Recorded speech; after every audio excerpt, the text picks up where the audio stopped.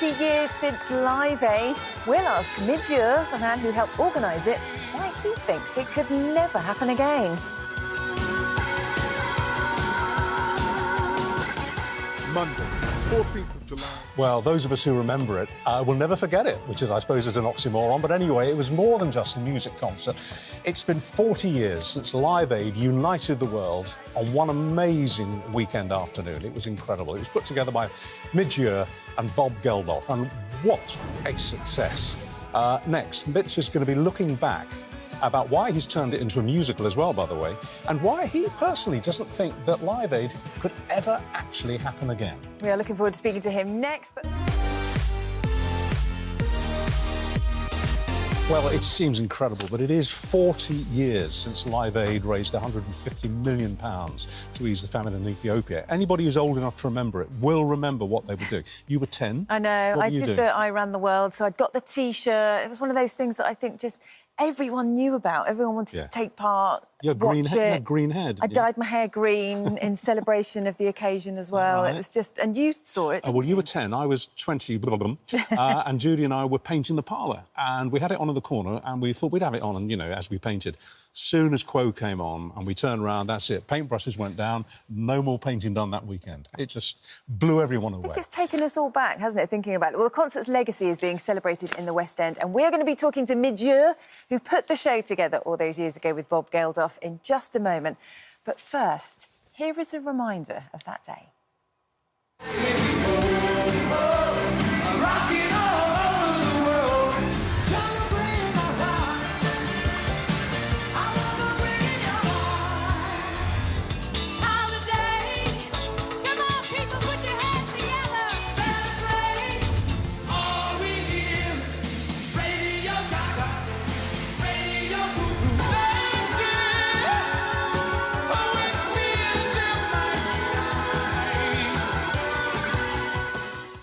Oh, just looking back at that, it brings it all back. Midge Ure is here. How do you feel when you see that? I'm feeling nostalgic for my hair. Yeah, it's amazing, isn't it? We can't.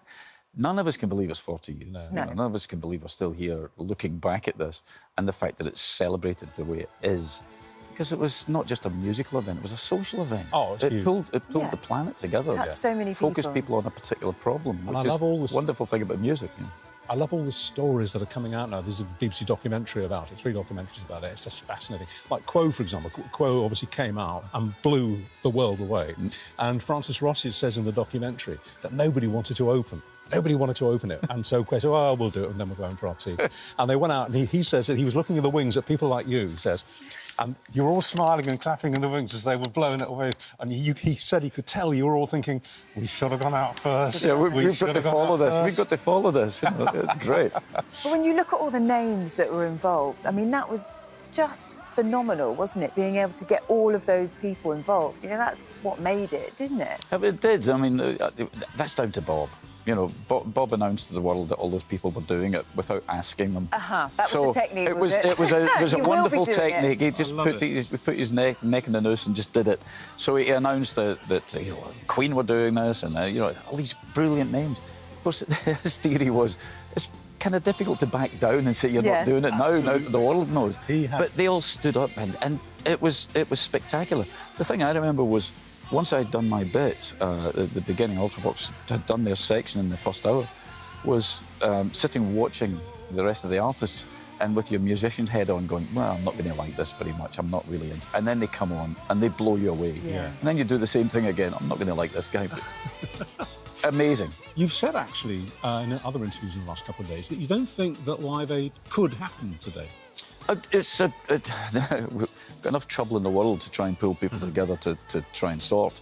I think it's different. I think mobile phones have changed everything. I think people live... we live a more splintered life.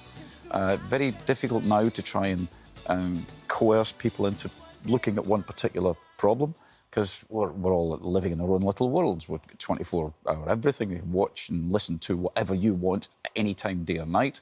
Back then, we didn't have the internet. We didn't have the There's not a single mobile phone in sight. No, they weren't invented. I don't there. think they were there in 1985. You know, the internet was still in its infancy, I think. Yeah. So what do you mean today it would all be like that? it would be like that. And it's been noted that, you know, no flags flying, no holding phones. People remember being there, you know, the same way I did when I was a kid, watching other bands. And they remember because they weren't looking at their phones. That's interesting, isn't it? Exactly. They were living the moment, Yeah. So tell us about this. How do you work a musical out of something like that? Just for one day. You had a gala night last night, huge success. How does that become a musical? How do you make it work? Kind of difficult. I mean, they came to us, you know, the Band Aid Trust, the body of people who are still together, who oversee the distribution of the funds. And they came to us and I thought, well, it's a very strange thing to try and write a musical about, because it's quite a dark subject, you know, why it was put together in the first place. But they've managed to weave, you know, John O'Farrell, the writer, has written a musical, and between him and Bob, they've carved it into something that covers a lot of bases. It's got to be entertainment, it's got to be fun, it's got to be serious, it's got to tell the story, and it's got to ask the questions that people have been asking over the last 40 years. Why did it happen? Why did a bunch of musicians have to do this? You know, did it change anything? All of those things are all interwoven into this wonderfully joyous thing. I was sitting there last night, you know, Brian May was there and Bob was there, of course, and Nick Kershaw. We're sitting watching this thing and thinking, the exuberance that those songs bring to people, it's great. But there's some moments in there where I, the hardened old Scot, was sitting with a tear in my eye and a lump in my throat. The thing is, what you guys did, and you were at the heart of it, you made a difference. You didn't just put on a great show. You actually made a difference. And that's why I totally empathise with Bob Geldof, when someone says to him, well, it's all about white privilege and da-da-da-da-da, and where were all the black acts? He says, we were just racing to fix a problem. That's what we were doing. We had a handful of days to make that record, which is what kicked it all off. Yeah. You know, I spent 4 days in the studio playing all the instruments, trying to arrange Bob's dodgy idea and my dodgy idea for a song and glue them together while he bludgeoned everybody who was around, anybody who was around who sold records. Yeah. You've got to think this wasn't a musical venture, this was a fiscal venture. We were trying to raise, at that time, £100,000. So you find the biggest selling artists you can find who happen to be sitting about twiddling their thumbs on a Sunday afternoon. And that doesn't happen very often. Yeah. So we pulled the right people together at the right time. We wanted their fans to buy this record. Well, 40 years on, congratulations.